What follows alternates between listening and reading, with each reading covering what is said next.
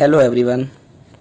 हमने एक series start करी है लेट्स ट्रांसलेट इनटू इंग्लिश, जिसका मेन पर्पस है कि हम हिंदी से इंग्लिश ट्रांसलेशन सीखेंगे।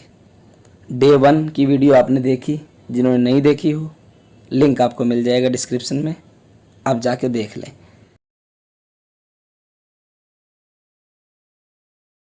तो डे 2 में हम पढ़ेंगे possession with has, have and had. Possession की क्या मीनिंग होती है? पोजेशन का मतलब होता है अधिकार होना, हक होना किसी भी चीज़ के ऊपर। अब किन शब्दों से पोजेशन दिखा सकते हैं? कई शब्द होते हैं, कई तरह से हम दिखाते हैं पोजेशन। हम इस चैप्टर में पर्टिकुलरली क्या पढ़ेंगे?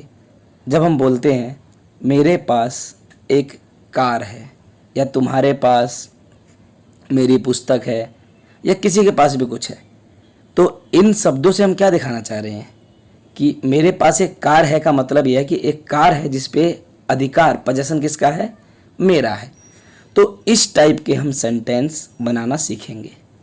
तो सबसे पहले आप देख रहे हैं कि अगर आपको कभी वाक्य के शुरू में मेरे पास लिखा मिले और फिर लास्ट में जाके है लिखा मिले, कि आपको शुरू में तो मेरे पास लिखा मिलेगा और बाद में है, तो आप क्या करोगे कि जो ये मेरे पास है, इस पूरे की इंग्लिश जो आप बनाओगे वो क्या बनाओगे? I have. इसी प्रकार से अगर हमारे पास और लास्ट में आपको है लिखा मिले तो आप वी हैव बनाओगे। तुम्हारे पास या आपके पास है तो यू हैव, उनके पास है दे हैव, और उसके पास है ही हैज। ये आपको लिखा गया है। इसी में आप जाके देखोगे आगे तो उसके पास है कि आप सी हैज भी लिख सकते हो। अगर हमें क्लियर है कि उसके पास जो है, इसमें जो उसके है ये किसी फीमेल के लिए आया हुआ है, तो आप सी हैज का यूज करोगे। इसके पास है कि इंग्लिश इट हैज लिखोगे आप। ठीक, इसी के साथ आपको दिख रहा होगा राइट साइड में आपकी स्क्रीन के कि मेरे पास अगर है की जगह था या थी हो तो आप हैड का यूज करते हो, आई हैड। हमारे पास था है वी और हैड, आपको दिख रहा है ना, हमारे पास था लिखा है तो वी और यहाँ नीचे लिखा हुआ है हैड। तो आप एक बात समझ लो कि ये जो मेरे पास है, तुम्हारे पास है, उनके पास है, अगर इसमें है की जगह था आ जाए तो आपको केवल हैज हैव की जगह हैड का यूज करना होता है। जैसा आप यहाँ देख रहे हो, मेरे पास था, थी, थे है तो आई हैड, हमारे पास था हो तो वी हैड, तुम्हारे या आपके पास था हो तो यू हैड, और इसी प्रकार से सभी में हैड लग जाएगा हैज हैव की जगह। अब इसके बाद हम देखो इसके ऊपर सेंटेंसेस बनाएंगे, वाक्य बनाते हैं। ध्यान से देखना नोट में क्या लिखा गया है। यदि सब्जेक्ट की जगह नाउन होगा तो सब्जेक्ट की इंग्लिश बनाने के बाद जो के पास है की इंग्लिश बनती है वो हैज या हैव से बनती है। क्या कहना चाह रहे हैं? या के पास था या थे की हैड से बनती है। इसका मतलब क्या है? जैसे जरूरी तो है नहीं आपका, जैसे यहाँ पे लिखा हुआ है कि मेरे पास है, तुम्हारे पास है, ऐसा जरूरी तो है नहीं। हो सकता है मैं बोलूँ मेरे भाई के पास एक कार है, या उसके दोस्त के पास कुछ है, राम के पास कुछ है, सीता के पास कुछ है। तो अगर आपका जो सब्जेक्ट है वो कोई प्रोनाउन ना होके नाउन है तो आपको करना क्या होता है कि सबसे पहले आप उस सेंटेंस के सब्जेक्ट की इंग्लिश बनाते हो कि किसके पास है, जिसके पास है उसकी इंग्लिश बनेगी। उसके बाद जो बच जाता है उसमें के पास है, उसकी इंग्लिश या तो आप हैड से बनाओगे या हैव से बनाओगे, और अगर के पास था या थी है तो हैड से बनाएंगे। इसका भी रूल है, अगर आपका सब्जेक्ट सिंगुलर है, सिंगुलर नाउन है, एक वचन है, तो आप हैज का यूज करते हो, प्लूरल नाउन है तो हैव का यूज करते हो, और अगर वही था या थी लिखा है तो फिर तो हैड का यूज होता है, जो हमने बता दिया आपको। अब ये जो सभी हमने रूल्स पढ़े आपको बताए, इनके ऊपर सेंटेंस कैसे बनते हैं, वाक्य कैसे बनते हैं वो देखते हैं। तो पहला वाक्य आप देख पा रहे होगे, और वो क्या कि लिखा हुआ है मेरे पास एक घर है। क्या देख पा रहे हो आप? मेरे पास एक घर है। तो आप देख रहे हो कि यहाँ पे आपको मेरे पास लिखा है शुरू में, ये मेरे पास लिखा हुआ है, और लास्ट में आपको क्या मिल रहा है। तो शुरू में मेरे पास लिखा हुआ है और लास्ट में है। तो आप कैसे बनाओगे इसकी इंग्लिश? तो आपको बताया गया कि सबसे पहले आप क्या करोगे, मेरे पास ये लास्ट वाला जो है इसकी इंग्लिश बनाओगे। आपको याद हो तो क्या बताया गया था? मेरे पास और लास्ट में है लिखा है तो उसकी इंग्लिश क्या होती है? I have. अब यहाँ पे ध्यान ये देना है कि बेशक आपका जो शुरू में मेरे लिखा हुआ है, मेरे को तो आप इंग्लिश में माई बोलते हो, है को इज बोलते हो, लेकिन अगर किसी सेंटेंस में आपको शुरू में मेरे पास और लास्ट में है लिखा है, इसका मतलब वो पोजेशन वाला है। और आपको कैसे बनानी है उसकी इंग्लिश? मेरे पास और है की इंग्लिश लिख देनी है आई हैव। तो जैसे ही आपने आई हैव लिखा, मेरे पास और है की इंग्लिश बन गई। इसके बाद क्या बचा हमारा? अगर आपने मेरे पास है की इंग्लिश बना ली तो हमारा बचा है एक घर। क्या बचा? एक घर। तो एक घर की क्या बनाओगे? A house. तो मेरे पास एक घर है की क्या इंग्लिश हो गई? आई हैव ए हाउस। अब इसी को नेगेटिव इंटेरोगेटिव बनाते हैं हम। मेरे पास एक घर नहीं है, ये लिखा हुआ है, तो आप वही मेरे पास है कि तो आई हैव होगी। उसके बाद ध्यान दो, अगर आपने पहला जो चैप्टर है जो हमने डे 1 में पढ़ाया तो आपको बताया गया था, क्या बताया गया था कि अगर कोई सेंटेंस नेगेटिव है या हम कहें जिसमें नहीं आता है, नहीं लिखा हुआ होता है, उस सेंटेंस को हम क्या बोलते हैं? नेगेटिव। तो अगर कोई सेंटेंस आपका नेगेटिव है तो ये जो नहीं की इंग्लिश आप नॉट लिखते हो, ये किसके बाद लिखते हो? ये बताया गया था आपको, दोबारा सुन लो कि नेगेटिव सेंटेंस के अंदर नहीं की इंग्लिश जो नॉट हम लिखते हैं वो हेल्पिंग वर्ब के तुरंत बाद लिखते हैं। हेल्पिंग वर्ब क्या है? यहाँ पे आपकी हैव है। जब आपने हेल्पिंग वर्ब पढ़ी तो उसमें बताया गया आपको कि do, does, did, have, has, had और भी बहुत सारी हेल्पिंग वर्ब्स होती हैं आपकी। तो आप लिखोगे मेरे पास है कि आई हैव, उसके तुरंत बाद नॉट प्लेस करोगे और उसके बाद बच गया जो घर, उसकी क्या लिखोगे? A house. मेरे पास एक घर नहीं है। इसी को आप दूसरे तरीके से भी बना सकते हो, डू डज का यूज करते हुए। जैसे आपने आई लिखा, अब आपको पता है आई के बाद क्या लिखना पड़ेगा आपको? सब्जेक्ट के बाद हेल्पिंग वर्ब।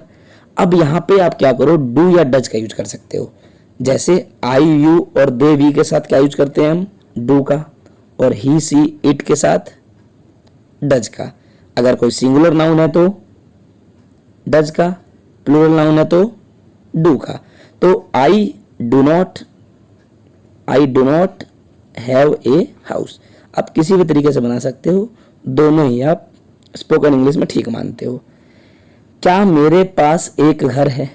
अब आप दोबारा याद करो, आपको बताया गया था कि यदि कोई वाक्य क्या से स्टार्ट होता है, अगर किसी वाक्य के शुरू में क्या होता है तो आप उस सेंटेंस को किससे स्टार्ट करते हो? हेल्पिंग वर्ब से।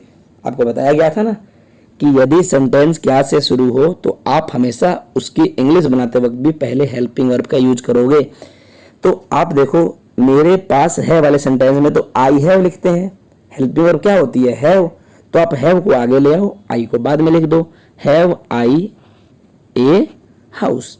और इसी को आप डू के तरीके से भी बना सकते हो कि आप हेल्पिंग वर्ब ऐड कर दो डू। जैसे ही आपने हेल्पिंग वर्ब डू ऐड करी, डू के बाद क्या लिखोगे? सब्जेक्ट आई और पास है कि हैव ए हाउस। तो आप किसी भी तरीके से बना सकते हो। आप चाहो तो ये डू डज वाला भी तरीका प्रेफर कर सकते हो या फिर हैव को बाहर निकाल के हैव के बाद नॉट भी लगा सकते हो। ये जो अगला देखो आप, क्या मेरे पास एक घर नहीं है? Have I not a house. क्योंकि शुरू में क्या है तो आप हैव को बाहर निकाल दो और आई को सब्जेक्ट को बाद में लिख दो। और आपको बताया गया है कि यदि कोई सेंटेंस इंटरोगेटिव नेगेटिव है, क्या और नहीं दोनों आया हुआ है, उसमें क्या भी आया हुआ है, नहीं भी आया हुआ है, तो आप इस सेंटेंस में जो नहीं की इंग्लिश नॉट लिखते हो वो सब्जेक्ट के बाद प्रेफर करते हो। तो आप ये 4 तरीके से ऐसे बनाते हो। अब ध्यान दो, यहाँ पे जो बताया आपको वही लिखा गया है क्या कि अगर इंटरोगेटिव और नेगेटिव आप सेंटेंस बना रहे हो तो हेल्पिंग वर्ब डू, डज या डिड का भी प्रयोग हो सकता है। अगर ही, सी, इट या सिंगुलर नाउन है तो डज के साथ हैव लगा दोगे आप। आई, यू, दे, वी या प्लूरल नाउन है तो डू के साथ हैव लगा दोगे। एक बात ध्यान रहे, अगर आप समझना, यहाँ पे आपने मान लो बनाया कि उसके पास है कुछ, ठीक है, उसके पास एक, मान लो एक सेंटेंस देता हूँ आपको यहाँ पे एग्जांपल में, आप लिखते हो यहाँ पे, समझना, उसके पास गाय नहीं है, आपने ये बनाया। अब इसको ध्यान से देखो आप, एक तरीका तो क्या है आपके पास, आप उसके पास है कि इंग्लिश लिखो ही हैज, और उसके तुरंत बाद नॉट लगा दो और एक काउ लिख दो। लेकिन मैं बता रहा हूँ डू डज वाले तरीके से अगर हम इसको बनाएंगे तो सबसे पहले आप लिखोगे ही। अब ही के साथ तो डज का यूज होता है, देखो आप यहाँ देख पा रहे हो, ही सी इट हो तो अपने यहाँ पे देखा ना, ही सी इट या सिंगुलर नाउन हो तो डज का यूज होता है, तो ही डज। अब यहाँ पे यही ध्यान देना है, अगर मैं डू डज का यूज नहीं करूंगा तो ही हैज होता है, लेकिन डू या डज का मैंने यूज कर दिया तो आप केवल हैव का यूज करोगे। ही does not have a cow. क्या आप ये बात समझ पाए? तो ठीक है, आगे बढ़ते हैं और कुछ एग्जाम्पल लिखे हुए हैं उन्हें देखते हैं हम। ठीक, आगे देखिए आप, आगे एग्जाम्पल दिखेगा आपको, बच्चों के पास खिलौने हैं। तो यहाँ पे जो आपका जो सब्जेक्ट है वो क्या है? बच्चों। सब्जेक्ट क्या है आपका? बच्चों। क्यों? कोई सब्जेक्ट वो होता है जिसके बारे में कुछ बोला जाए, और यहाँ पर आप देखो किसके पास है, खिलौने किसके पास है? बच्चों के पास है। तो ये जो बच्चों लिखा हुआ है ये आपका सब्जेक्ट है। तो सबसे पहले आप इस सेंटेंस के सब्जेक्ट की इंग्लिश बनाते हो, तो बच्चों क्या लिख देंगे? चिल्ड्रन। बच्चों क्या लिखेंगे? चिल्ड्रन। बहुत सारे जो लोग हैं क्या गलती करते हैं कि चिल्ड्रंस कर देते हैं।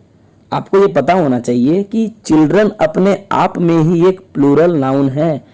बच्चों को चिल्ड्रन बोलते हैं, अगर एक बच्चा है तो चाइल्ड बोलते हैं, तो चिल्ड्रंस कभी नहीं होता है। तो चिल्ड्रन, उसके बाद आपको बताया गया कि जब आप सब्जेक्ट लिख दोगे तो आप देखोगे जो के पास और है लिखा हुआ है, आपका जो के पास है लिखा है, के पास है की इंग्लिश या तो हैज होती है या हैव। तो यहाँ पर ध्यान ये देना होता है कि यदि सब्जेक्ट आपका सिंगुलर नाउन है तो आप हैज का यूज करते हो, प्लूरल है तो हैव का। यहाँ पर सब्जेक्ट क्या है? चिल्ड्रन। चिल्ड्रन क्या है आपका? प्लूरल है ना, बहुत ज्यादा है ये, तो आप हैव का यूज करोगे। Children have. अब बच्चों की बन गई, के पास है की बन गई, के पास है की बन गई। अब किसकी बची? खिलौने की। खिलौने क्या लिखोगे आप? टॉयज। क्या लिख दोगे? टॉयज। तो बच्चों के पास खिलौने हैं, इसकी इंग्लिश क्या बन गई? Children have toys. फिर वही चार तरीके से आपको बना के दिया गया है। बच्चों के पास खिलौने नहीं है, चिल्ड्रन हैव नॉट टॉयज, या children do not have toys. आपको बता दिया, आप दोनों तरीके से बना सकते हो, डू डज का यूज करके भी और हैव हैज के बाद नॉट लगा के भी बना सकते हो। और दो तरीके हैं, इन्हें भी आप अच्छे से देख लें। क्या बच्चों के पास खिलौने हैं? क्या है शुरू में? तो हैव बाहर निकाल दो आप, या डू का यूज कर लो। हैव चिल्ड्रन टॉयज या डू चिल्ड्रन हैव टॉयज। क्या बच्चों के पास खिलौने नहीं है? हैव चिल्ड्रन नॉट टॉयज और do children not have toys. आप किसी भी तरीके से इसका यूज कर सकते हो, डू डज से भी बना सकते हो और हैज हैव वाले तरीके से भी बना सकते हो, आपके ऊपर है ये। और भी एग्जाम्पल दिए गए हैं, आप इन्हें पढ़ ले। उसके पास मेरी किताब है, ही हैज माई बुक। उसके पास मेरी किताब नहीं है, he has not my book और he does not have my book. यही मैंने आपको समझाया भी अभी एग्जाम्पल देखे कि जो यहाँ पे देखो, यहाँ पे हैज नॉट का यूज हो रहा है वैसे तो, लेकिन जब इसको डू या डज वाले तरीके से हम बना रहे हैं, हम डज लगा रहे हैं, तो यहाँ पे देखो आप हैव का यूज कर रहे हो, हैज का यूज नहीं कर रहे हो, क्योंकि डू डज या डिड के साथ आप हैव का ही यूज करोगे। इसी तरीके से आप ये और दो टाइप है, इंटरोगेटिव और इंटरोगेटिव नेगेटिव, ये आप बना सकते हो आराम से। इसके बाद आगे देखिए, आपके था वाला दिया हुआ है एग्जाम्पल। उनके पास गाय थी। उनके पास है कि आपने इंग्लिश याद करी, दे हैव, लेकिन उनके पास थी की क्या होगी? दे हैड, क्योंकि आपको बताया गया, आप लर्न भी कर सकते हो या फिर सिंपल याद रख लो बात को। पास है की जगह पास था या थी हो जाए तो आप क्या करोगे? हैज हैव की जगह हैड का यूज करोगे। तो उनके पास गाय थी, तो उनके पास थी की दे हैड बना दिया आपने सबसे पहले, गाय की ए काउ। उनके पास गाय नहीं थी, आपने नेगेटिव बनाया, तो नहीं वाले में क्या करोगे आप? हेल्पिंग वर्ब के बाद नॉट लगा सकते हो, तो they had not a cow. या फिर आप क्या कर सकते हो, यहाँ पे डिड का यूज कर सकते हो। याद रहे, पास था या थी थे वाले में आप कभी भी, ये जो पास्ट वाला आपका होता है, पास था, पास थी, पास थे, इसमें आप डिड का यूज करोगे, डू डज का यूज नहीं करोगे। तो आप क्या कर सकते हो, सब्जेक्ट के बाद हेल्पिंग वर्ब डिड लगा दो, तो हेल्पिंग वर्ब के बाद नॉट लगा दोगे और उसके बाद have a cow, they did not have a cow. इसके बाद इसके और दो टाइप देखो, क्या उनके पास गाय थी, तो इसमें शुरू में क्या है, तो आपके पास क्या ऑप्शन होता है, या तो आप हेल्पिंग वर्ब एडिशनल वाली पहले लिख दो, या फिर जो है इसमें वही आगे ले आओ।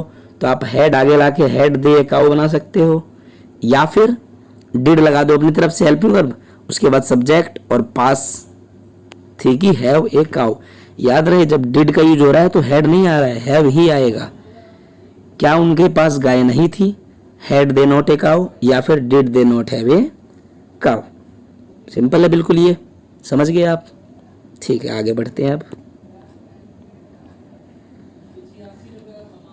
आपको मैंने पहले भी बताया हुआ है कि ये जो हम पूरा पढ़ रहे हैं, जितना भी हम डे वाइज सीरीज करेंगे, जो मटेरियल है आपका लिखा हुआ स्क्रीन पे जो आ रहा है, आप चाहें तो इसे परचेज भी कर सकते हैं। डिस्क्रिप्शन में आपको लिंक मिलेगा ई बुक का, परचेज करके आपके पास ये सारा मटेरियल हो जाएगा, आपके प्रैक्टिस में काम आएगा। आपको दोबारा रिवीजन करना है तो उसमें काम आएगा। अब आगे देखते हैं इसमें क्या है। कई बार क्या होता है कि पास है की जगह रखता है, रखती है, रखते हैं, ऐसा इत्यादि आ जाता है। जैसे मैं बोलूँ मैं एक गाय रखता हूँ, वह कार रखती है, समझ रहे हो। तो आपको करना क्या होता है, ये जो रखता है, रखती है, रखते हैं लिखा हुआ है ना, इसका भी यही मतलब होता है, क्या कि पास है। मैं एक गाय रखता हूँ, इसको आप उसी तरीके से बनाओ, मेरे पास एक गाय है ये समझ के। तो मैं एक गाय रखता हूँ, क्या हो जाएगी, आई हैव ए काउ। वह कार रखती है, आप इसे ऐसे समझो कि उसके पास एक कार है।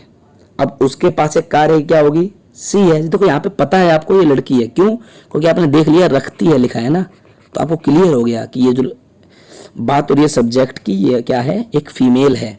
तो वह कार रखती है को आप बना सकते हो उसके पास कार है ये समझ के, तो सी है जे कार।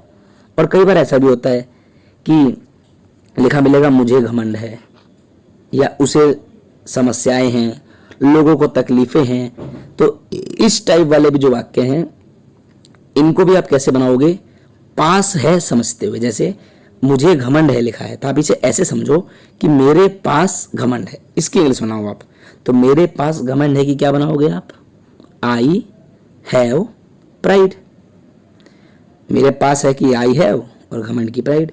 लोगों को तकलीफें हैं, आप इसे ऐसे समझो कि लोगों के पास तकलीफें हैं। तो लोगों के पास है कि पीपल हैव, और तकलीफों की प्रॉब्लम्स। फौजियों के पास अनुशासन होता है, तो आपको मैंने पहले भी बताया है, जो हमने प्रीवियस वीडियो करी डे 1 की, कि होता है वाले सेंटेंस में आप जनरली क्या करते हो, होता को तो इग्नोर करते हो। तो फौजियों के पास अनुशासन है, तो फौजियों के पास अनुशासन है कि क्या बनाओगे आप, फौजियों के पास है तो सबसे पहले सब्जेक्ट फौजियों की क्या होगी, सोल्जर्स। के पास है कि हैज या हैव होती है, प्लूरल है तो हैव का यूज करेंगे, सिंगुलर होता तो हैज का यूज करते। सोल्जर्स हैव और अनुशासन की डिसिप्लिन, तो सोल्जर्स हैव डिसिप्लिन। ये बात क्लियर हुई आपको कि रखता है, रखती है, ये आ जाए, या मुझे घमंड है, उसे तकलीफ है, लोगों को समस्याएं हैं, इस टाइप का कोई भी अगर वाक्य आता है आप, तो इसे आप पास है समझते हुए बनाते हो। आप ये इमेजिन करोगे कि ये मेरे पास है, तुम्हारे पास है, उसके पास है, इस टाइप वाला वाक्य है, और आप उसी तरीके से इसकी इंग्लिश बनाते हो। अब इसके बाद देखो आगे क्या लिखा हुआ है आपका, अगर आप देख पा रहे हो तो लिखा है, यदि पास है की जगह पास होगा, पास होगी या पास होंगे आता है, कहने का मतलब कि फ्यूचर की बात करें। पास है का मतलब होता है प्रेजेंट की बात, पास था का मतलब पास्ट की बात, पास होगी का मतलब फ्यूचर की बात। तो अगर फ्यूचर की बात करें तो उस केस में आप क्या करते हो, सब्जेक्ट तो लिखते हो वैसे का वैसा, लेकिन सब्जेक्ट के बाद जो आप हैज हैव हैड का प्रयोग कर रहे थे ना, वहां पे आप शैल हैव या विल हैव का यूज करते हो। बहुत बेसिक सा डिफरेंस है, कुछ ज़्यादा माइनर डिफरेंस है बिल्कुल, कि पास होगा या पास होगी, पास होंगे है। तो आप जो हैज हैव हैड का यूज कर रहे थे ना, पास है और पास था में, वो फ्यूचर में अब विल शैल हैव का यूज होगा।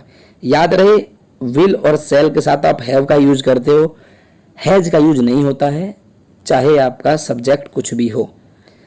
तो आपको बताया गया है कि कब शैल का यूज होगा, कब विल का। देखो यदि सब्जेक्ट फर्स्ट पर्सन है, फर्स्ट पर्सन का सीधा मतलब क्या होता है, आई और वी है, तब तो आप यूज करोगे सेल हैव का। अदरवाइज अगर सब्जेक्ट सेकंड पर्सन या थर्ड पर्सन है तो विल का। सीधी भाषा में अगर आपको कहूं तो अगर आई और वी लिखा है तो आप सेल हैव का यूज कर लेना, और अगर आपका आई और वी के अलावा बाकी कुछ भी लिखा है, बाकी सब जितने भी आएंगे उन सब के साथ आप विल हैव का प्रयोग कर लोगे। सिंपल बात समझ में आई आपको। अगर पास होगा, पास होगी, फ्यूचर की बात हो तो आप आई और वी के साथ सेल हैव लगा देना और बाकी सब के साथ विल हैव। एग्जाम्पल देखते हैं इसके। पहला एग्जाम्पल आपको दिख रहा होगा स्क्रीन पे, मेरे पास गाड़ी होगी, मेरे पास गाड़ी होगी। तो आप समझो मेरे पास होगी लिखा हुआ है यहाँ पे, तो मेरे पास है में आप सब्जेक्ट क्या यूज करा करते हैं, आई। तो सबसे पहले आपने क्या किया कि आई लिख दिया। क्या लिख दिया, आई। अब आई के साथ आप सेल हैव का यूज करोगे या विल हैव का? अभी अभी बताया आपको, आप किसका यूज करोगे, सेल हैव का। तो जैसे ही आपने सेल हैव लिखा तो मेरे पास होगी की इंग्लिश बन गई, आई सेल हैव। अब गाड़ी की ए व्हीकल। आपने एक बात नोटिस करी होगी, अगर यहाँ पे एक शब्द का प्रयोग नहीं किया गया है तो भी हम ए लगा रहे हैं। यहाँ पे लिखा तो है नहीं एक गाड़ी, फिर भी हम क्या कर रहे हैं, ए व्हीकल लगा रहे हैं, क्योंकि ये आर्टिकल का एक रूल है। जब आप पढ़ोगे आर्टिकल, ग्रामर में आपने पढ़ा भी होगा, तो मैं भी पढ़ाऊंगा आपको, तो आप एक बात देखोगे कि अगर कोई सिंगुलर काउंटेबल नाउन होता है ना, जो डेफिनेट नहीं है, तो आप हमेशा ए का यूज करते हो। इसीलिए हम बार बार ए का यूज करते हैं, भले ही हिंदी में एक लिखा हो या ना लिखा हो। मेरे पास गाड़ी नहीं होगी, अगला वाक्य आप देखो इसी का, इसी में नेगेटिव बनाते हैं तो सेम वही कहानी। यहाँ पे बस ध्यान आपको ये देना है कि जो ये फ्यूचर वाले सेंटेंस है ना, इसमें आप सेल और विल, आपको देखा है जो सेल लिखा है और ये जो विल लिखा है, इसे आप हेल्पिंग वर्ब मानोगे और हैव को हेल्पिंग वर्ब नहीं मानोगे। सेल और विल हेल्पिंग वर्ब बन जाएंगे यहाँ पे।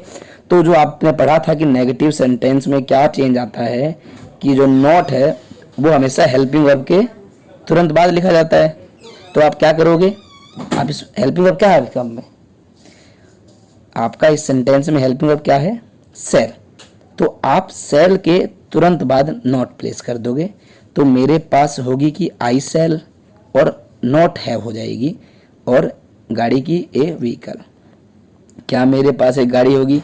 फिर वही बात, अगर सेंटेंस क्या से शुरू होता है तो आप क्या करते हो, हेल्पिंग वर्ब को बाहर निकालते हो। कहने का मतलब है सेंटेंस की जो स्टार्टिंग है वो हेल्पिंग वर्ब से करते हो, और इन सेंटेंस में हेल्पिंग वर्ब क्या है आपका, सेल और विल है। तो आप सेल को बाहर निकाल दोगे, सेल, और फिर वही मेरे पास के लिए आई हैव होता है आपका ए व्हीकल, सेल आई हैव ए व्हीकल। क्या मेरे पास गाड़ी नहीं होगी, सेल बाहर आ गया आपका, सब्जेक्ट के बाद नोट लगा दिया आपने, shall I not have a vehicle. Same आप अगला एग्जांपल देख लो, उसके पास खेत होगा, he will have a field. कैसे बनाओगे इसे भी आप, उसके के लिए आप क्या यूज करते हो, ही, और पास होगा के लिए विल हैव या सेल हैव। तो आपको बता दिया गया है, आपको बताया गया ना यहाँ पे कि अगर आई और वी है तो आप सेल हैव यूज करते हो, बाकी सबके साथ विल हैव। तो ये जो सेंटेंस है आपका, उसके पास खेत होगा, तो आप इसको कैसे बनाओगे, उसके के लिए तो आप ही लिखते हो, अब ही के साथ क्या आएगा, विल हैव। तो जैसे ही आपने विल हैव लिखा, उसके पास होगा की इंग्लिश बन गई, ही विल हैव। उसके बाद क्या है, खेत, खेत की क्या होगी, ए फील्ड। ए क्यों लगाया मैंने अभी आपको बताया कुछ देर पहले। उसके पास खेत नहीं होगा, he will not have a field, क्योंकि आपका विल बन चुका है ना हेल्पिंग वर्ब। तो नेगेटिव सेंटेंस में आपको बताया गया है कि हेल्पिंग वर्ब के तुरंत बाद आप नॉट लिखते हो, तो आप विल के बाद नॉट लिख दोगे। क्या उसके पास खेत होगा, विल आप बाहर निकाल दोगे, सबसे पहले विल लिखोगे, will he have a field, will he not have a field. आपका अगला सेंटेंस हो गया, क्या उसके पास खेत नहीं होगा। अब आपका ये जो चैप्टर है आपने अच्छे से समझा। अगर आपको मान लो समझने में थोड़ा सा भी कमी रह गई, आप इस वीडियो को दोबारा देख लें। ज़रूरी नहीं है कि दोबारा पूरा इसी स्पीड में देखें, 1.5x या 2x की स्पीड में देख लें, और इसके बाद आप जब ये आप बिल्कुल अच्छे से समझ लें, जो पूरा का पूरा जो चैप्टर है हमारा, बिल्कुल अच्छे से आपको सारी बात क्लियर हो जाए, जब आपको ये चैप्टर बिल्कुल अच्छे से क्लियर हो जाए, तो इसके बाद आप इस चैप्टर में जो आपको प्रैक्टिस के लिए सेंटेंस दिए गए हैं उनकी प्रैक्टिस करें। और कोशिश करें 4 तरीके से बनाने की, नेगेटिव, इंटेरोगेटिव, इंटेरोगेटिव नेगेटिव और अफर्मेटिव सारे। देखिए आगे आपको सेंटेंस दिए गए हैं, कुल यहाँ पे आपको 15 सेंटेंसेस दिए गए हैं। आप इनको क्या करो, एक सेंटेंस आपने उठाया, मान लो ये वाला सेंटेंस उठाया, लोगों के पास समय है, आपने इसकी इंग्लिश बनाई, आप इसको नेगेटिव भी बना के देखो, इंटेरोगेटिव भी बनाओ, इंटेरोगेटिव नेगेटिव बनाओ। इसी प्रकार से जो आपके 15 के 15 सेंटेंस हैं, अगर आप इसे इंटेरोगेटिव नेगेटिव, अफर्मेटिव नेगेटिव, इन चारों तरीक़ों से बनाते हो तो आपकी बहुत अच्छे से प्रैक्टिस हो जाएगी। अगर आपको कोई भी डाउट है, कोई भी चीज़ अगर आपको समझ नहीं आ रही है इन प्रैक्टिस सेंटेंस में या जो समझाया गया है उसमें, तो आप कमेंट करें, आपको उसका सॉल्यूशन मिल जाएगा कमेंट सेक्शन में ही। Until then, goodbye to all.